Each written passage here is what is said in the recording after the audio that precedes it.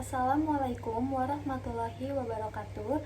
Perkenalkan, nama saya Selvian Nur Cahya, mahasiswa Ilmu Komunikasi Universitas Muhammadiyah Yogyakarta, peserta mata kuliah Teori Komunikasi tahun 2023. Pada video ini saya akan menjelaskan tentang teori Cultural Studies, teori semiotika, dan teori naratif.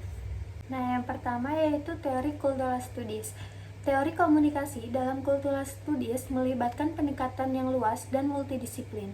Cultural Studies sendiri adalah pendekatan akademik yang memeriksa hubungan antara budaya, kekuasaan, dan komunikasi dalam masyarakat. Dalam konteks teori komunikasi Cultural Studies, terdapat beberapa pendekatan yang penting untuk dipahami, yaitu yang pertama ada kritis dan ideologi. Cultural Studies menganalisis komunikasi dengan mempertimbangkan aspek-aspek ideologis dan politik yang terkandung di dalamnya. Yang kedua ada produksi dan konsumsi budaya. Cultural Studies mempertimbangkan bagaimana budaya diproduksi dan dikonsumsi dalam masyarakat. Yang ketiga ada identitas dan perbedaan. Cultural Studies menganalisis konstruksi identitas dan perbedaan dalam konteks komunikasi. Yang keempat yaitu ada pengetahuan dan kekuasaan. Cultural Studies mempertimbangkan bagaimana pengetahuan dan kekuasaan terkait dalam komunikasi budaya. Jadi, teori komunikasi Cultural Studies adalah pendekatan dalam suatu studi komunikasi yang berfokus pada hubungan antara budaya, media massa, dan kekuasaan. Teori ini mengacu pada sejumlah ahli yang telah memberikan kontribusi penting dalam mengembang pendekatan Cultural Studies terhadap komunikasi. Berikut ini beberapa ahli yang berperan dalam mengembangkan teori ini.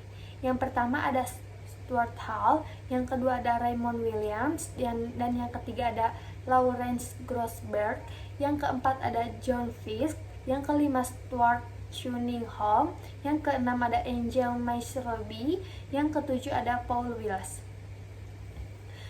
Nah, pendekatan Cultural Studies dalam teori komunikasi memberikan pemahaman yang mendalam tentang bagaimana komunikasi dan budaya saling terkait, serta bagaimana pengaruh budaya terhadap konstruksi sosial dan identitas. Dengan demikian, teori ini berkontribusi pada analisis kritis terhadap media, politik, dan struktur sosial dalam masyarakat. Nah, yang kedua itu ada teori semiotika. Ilmu yang mengkaji tentang tanda sign disebut dengan semiotika. Sebagian orang juga menyebut dengan semiologi, baik semiotika maupun semiologi. Namun, semiotika lebih merujuk kepada istilah yang digunakan oleh Charles Sanders Peirce, sedangkan semiologi merujuk pada istilah yang digunakan oleh Ferdinand de Saussure. Secara etimologi, semiotika berasal dari bahasa Yunani, yaitu semion, yang artinya tanda sign. Di dalam sistem semiotika melekat fungsi komunikasi, yang fungsi tanda dalam menyampaikan pesan message dari pengiriman pesan sender kepada penerimaan receiver, tanda berdasarkan aturan atau kode-kode tertentu. Semiotika memiliki tujuan untuk menerjemahkan dalam menginterpretasikan tanda sign, baik berupa verbal maupun nonverbal. Latar belakang teori ini hendak melawan pemikiran positivisme logis yang mengatakan bahwa sebuah ucapan, statement, bermakna sejauh mendeskripsikan keadaan faktual dan berhubungan dengan positif dengan realitis. Menurut John Lausten, membedakan speech art dalam dua kategori, tidak hanya mendeskripsikan realita, namun juga mengubah realita sosial ketika mendeskripsikan, melakukan tindakan pantas atau tidak pantas. Ketika mengucapkan sebuah kata, tidak hanya menjelaskan apa yang terjadi, namun kita terlibat di dalamnya. Melakukan performa, action, ucapan konstantif dan performatif tidak benar-benar dapat dibedakan. Misalnya pada saat menyampaikan ucapan konstantif karena faktual, namun juga dilihat siapa yang berbicara, memiliki otoritas untuk menyampaikan informasi tersebut. Ada syarat yang harus dipenuhi agar ucapan itu dalam kategori performatif. Jika tidak terpenuhi, maka akan menjadi infelicity, kegagalan. Kategori antara lain diucapkan oleh orang yang tepat, punya otoritas, lingkungan yang pas, prosedur tertentu. Yang ketiga itu ada teori naratif.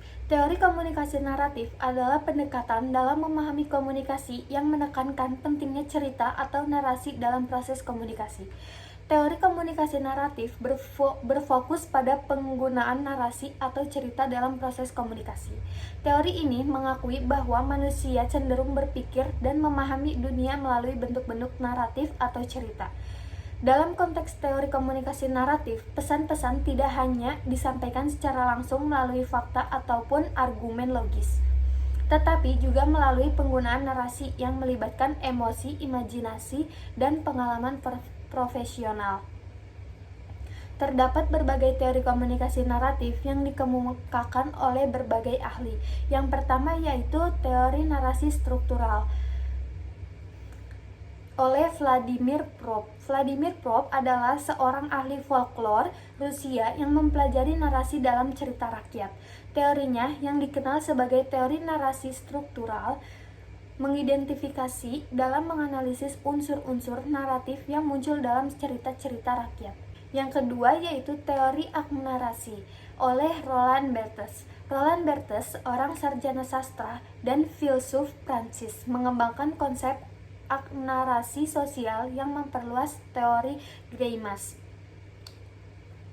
Teori narasi kognitif oleh David Herman. David Herman, seorang ahli sastra dan kognisi Amerika, memfokuskan perhatiannya pada aspek kognitif dalam narasi.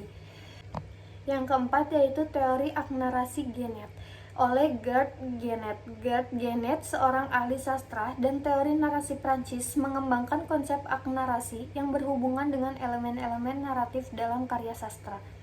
Ada beberapa aspek penting di dalam teori komunikasi naratif, yaitu yang pertama ada struktur naratif, yang kedua identifikasi naratif, yang ketiga pengaruh emosional, yang keempat interpretasi dan pemahaman. Teori komunikasi naratif telah diterapkan dalam berbagai bidang, termasuk sastra, film, jurnalisme, periklanan, dan komunikasi organisasi. Dalam konteks komunikasi bisnis, narasi sering digunakan untuk menyampaikan pesan merek, memotivasi karyawan, atau mengkomunikasikan visi dan nilai perusahaan kepada publik. Sekian dari saya. Wassalamualaikum warahmatullahi wabarakatuh.